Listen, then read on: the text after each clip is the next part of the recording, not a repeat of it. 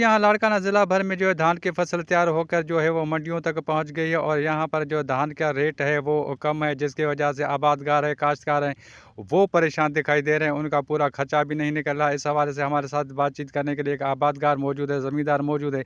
उनसे पूछते हैं कि जो धान की कीमत कम मिल रही है, उस पर वो क्या कहेंगे? जी, धान की कीमत कम मिल रही है, कितनी कम आपको मिलनी चाहिए और क्या कहेंगे आप? यार धान की कीमत जो है 2200 रुपये मिल रही है।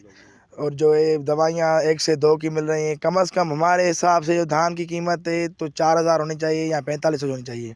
ठीक है। और हम कहाँ जाएँ, गरीब हम कहाँ जाए। ये सारे तो कर्ज़ों में डूबेंगे, सारे कर्ज़ों में डूबेंगे। DAP जो है महान है हमारा, वो 14,000 बोरी है। ठीक है। और जो उसमें देते हैं टाइम पर, वो हारी 20-20 हज़ार पर उठाते हैं। गरीब आम को सहूलत नहीं मिल रही है, रेट नहीं मिल रहा है, गरीब आम मर रहा है, हमारी गवर्नमेंट खा रहे हैं पैसे।